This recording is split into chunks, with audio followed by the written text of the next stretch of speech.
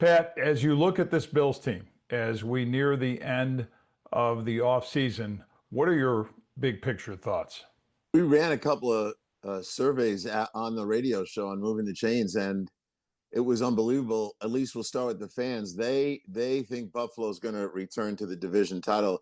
We almost got no votes for the Patriots. They kind of looked at the Patriots as a one-shot deal, and maybe some of the problems they've had with Mike and everything else, they factored in. But I think a lot of people think your team's going to rebound.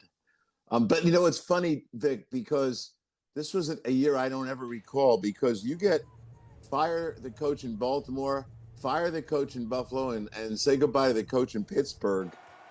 Those are perennial playoff teams, and they said goodbye to their coaches. So I think everyone's trying to sell hope, and Brady's got a lot of pressure on him, because what I hear all the time is, well, the only thing left is to get to and win a Super Bowl. They're having Brady start from there. It's not from building the team. You tell me. I think the expectations are realistic that they could go pretty far, but they've been realistic they could go pretty far for years. I think Brady's got his hands full.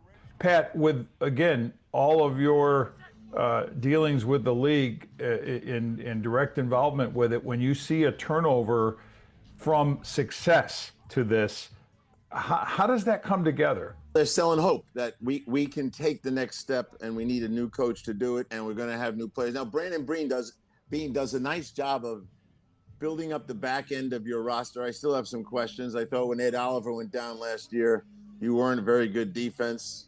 You were a 4-3. Now Jimmy Leonard's going to move it to a 3-4. I'll just tell you what Bill Parcells told me when he went to Dallas. They were a 4-3 team. Mike Zimmer was a coach. And then along comes Bill, and they stayed in a 4-3. And I said to Bill, I said, man, what are you doing? You're a 3-4 guy. He goes, yeah, I don't do it right away.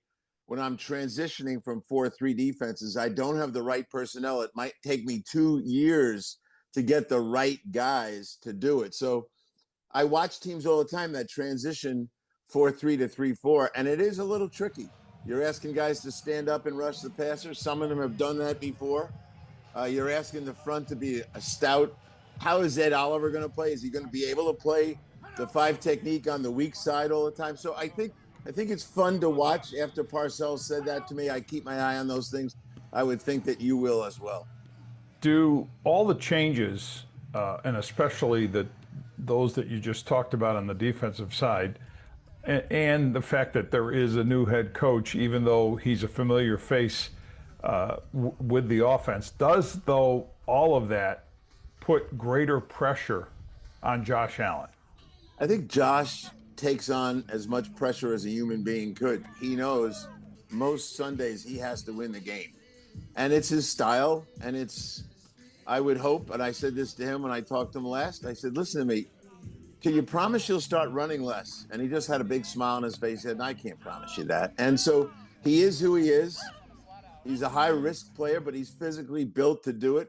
But I think you and I have been watching guys as they get older. Recovery from bumps and bruises changes. I hope they have enough answers now with DJ Moore and the good run game you have. I am paying attention, at least one of your offensive linemen inside Alex, to see if he can handle that job. But I don't think your quarterback's ever going to change. And I also think you're not a team that has a backup that can ever replicate what he does. It'd be drastic if he got hurt to see what would happen there. You're counting on a quarterback to be more than a quarterback. He's the running back. He's a physical leader, all that business. So as long as he's healthy, you're in the mix. And I would just hope as he gets older here, and he's not old yet, but you know what I mean? You can't keep running around like that. And I always go back to Elway. Elway could run, but when they really never got to the finish line until they got the running game going. And you've got the running game up there. I would hope that he leans on it a little more and a little less of him taking off. As far as the transitions for the two, I think, very key people on the coaching end, one being Joe Brady, transitioning to the head coaching role, again, even though he's got that base of familiarity with the team and players with him, especially Josh. But then Jim Leonard being put in this brand new position as defensive coordinator. Who has the harder transition to make? I think Jimmy Leonard. Sean, defense was his baby for a long time, and they got caught a couple of years with when they had to get rid of their veteran safeties, and all of a sudden they weren't as hard for the quarterbacks, the opposing quarterbacks, to read. Jimmy Leonard likes to blitz. He was a blitzing back himself. I think you'll see some safety pressures from him, maybe some corner pressures. And I think you're going to need it, because I just look at your pass rush, and I wish there was another body in there. Now, Bosa wasn't the answer last year, and everyone figured that part out, and as well as you guys. But there are some good pass rushers out there.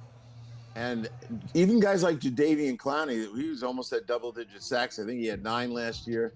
As a rotational guy that's going to come and do some things for you, I would like to see that addition to this group. But Leonard will scheme a bunch of pressure from the back end.